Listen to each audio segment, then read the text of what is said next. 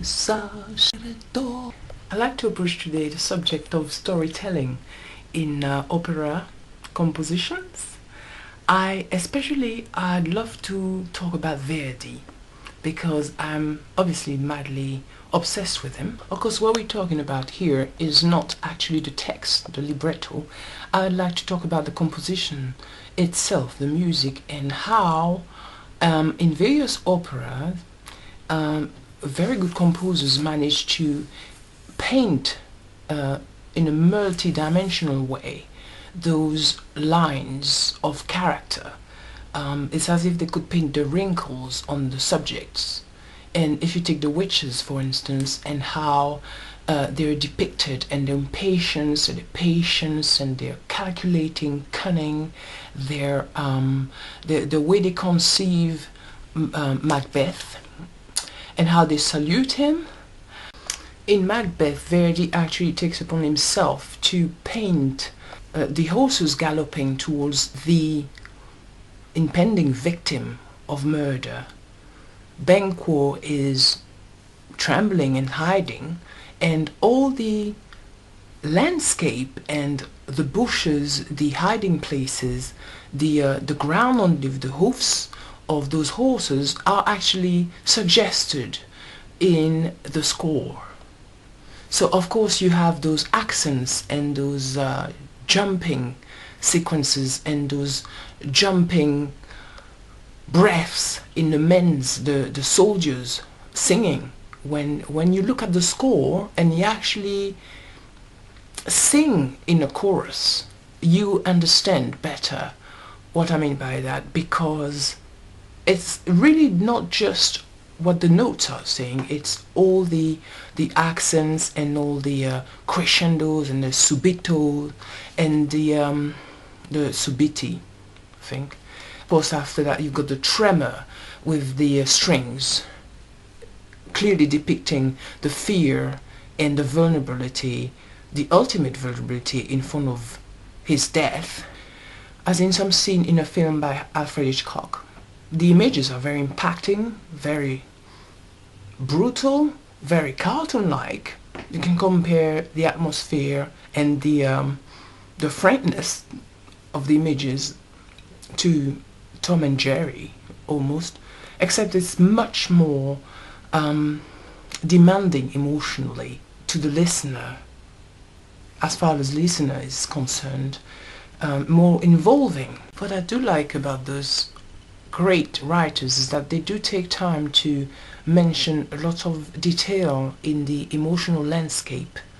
Mozart, Verdi, Beethoven. I have great respect for their work because it's such a contrast with what one can see nowadays, of course, but also there's really nothing like it.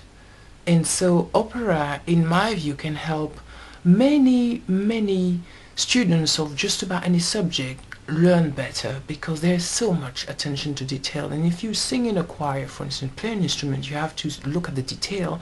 Of course, it's going to stimulate your mind mathematically and artistically, logically, as well as emotionally, because you're going to have something to emulate, and you're going to have some greater big example of humanity and painting that you could look at and examine. And if you're standing in front of a great big impressive painting, you're gonna open your mind and you're gonna stretch your mind to understand how it's done. And so you're gonna have something else to look up to, and your values are gonna be a bit higher, your standards in quality. And I believe that could spread to not just musical areas, but just about anything as far as humanities and human knowledge, including mathematics or languages, are concerned.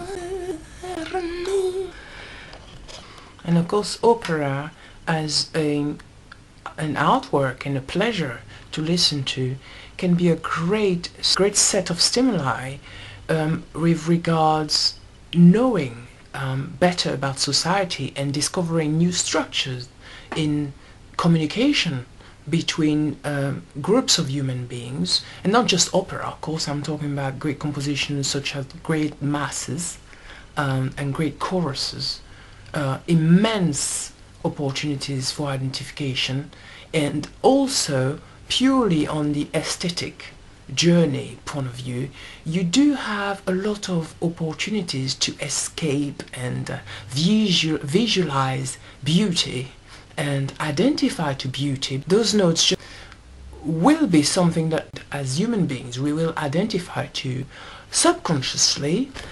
I would like to come back to the opera description I was doing earlier, and sometimes I'm very amused at Verdi's sense of humor. I mean, it is so full of it when it comes to describing scenes. It's so over the top.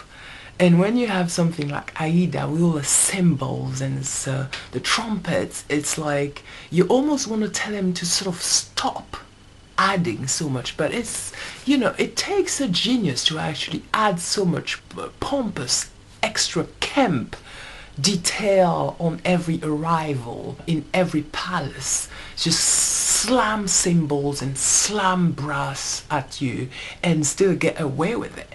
I mean, it's like a big designer designing some kind of, creating some kind of bridal dress or red carpet dress, and really adding loads of details and like plastic bits to it, and loads of impossible equilibrium, sort of daring attempts at creating something impossible for gravity's sake.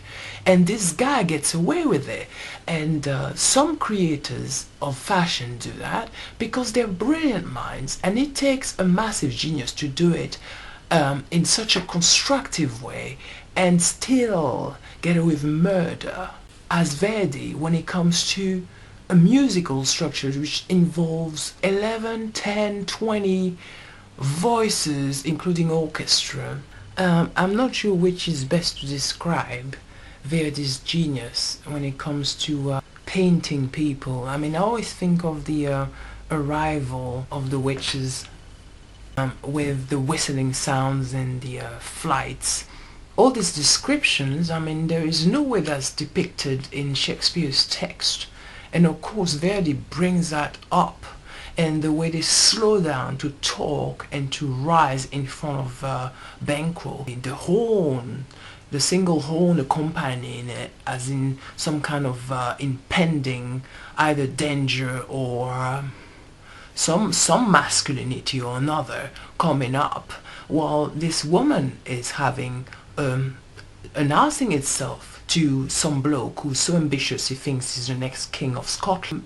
A female mocking him. I always find it fascinating to watch also the way they arrive with such fancy and such playfulness. I mean, this is typical Disney, with all the high-pitched sound of those mouse-like creatures. Just very light movement, but very sharp and very teasing in the personality of the notes. I find it an absolute immense source of inspiration. Graphically, there is nothing quite like a Verdi score. What was Verdi trying to do? Confuse the mind of the listeners, confuse the mind of that bloke standing there and whoever was standing in their way. Because they were supposed to be thinking like spirits and thinking faster than everybody else. So it's very much depicted in the way they speak and they sing, and every single spitting consonant is precise and very impossible to follow, just like their flight and their spiritual power. Those are just a few insights I wanted to share. I understand there are so many musical styles all over the world, and being black, you hear a lot of crap. Actually, people think that being black and listening to opera is actually pretentious, it's presumptuous. I don't know where that comes from, because as I've discussed in other videos, I think, I mean, this is so multicultural. the beats and the personalities and the humanity contained in those in the society patterns, in the notes and the scores. I mean, this is, I don't know, you have to be Chinese or white or black, I don't know what kind of rubbish this is, but the there. I very much like samba, and I very much like Cuban music, and I love Arabic dance, and I love music zouk for my country. I mean the good zouk, not the recent one, I'm sorry, but the proper zouk from the 80s and 90s. And I believe and have found some beats are actually quite similar to those structures which are called world music, quite patronizingly by some people, in opera, even in oratorio. I mean, don't get me started, Mozart. And so I quite like sharing this and discussing this. This is just a little window, but there is so much more to say, obviously. I hope this is a journey which can be undertaken by many, many people. And I think some young people could actually and should take once a month, half an hour to go to the library together and listen to some music by Handel or Mozart, and ask the teacher for recommendations for stuff they could listen to, and look out for the cinematography and the sentimentality, whatever stuff they could identify to in whatever music piece they were given to listen to. And I think that would make a much better world, because people from a young age would listen out for things, details, and listen and learn a new language, a new vocabulary in music, digest all this information subconsciously and listen out for beats better. And also I believe they could listen out to each other in that way better, by listening out to musical structures. My website is midnightnotebook.com, midnightnotebook.com.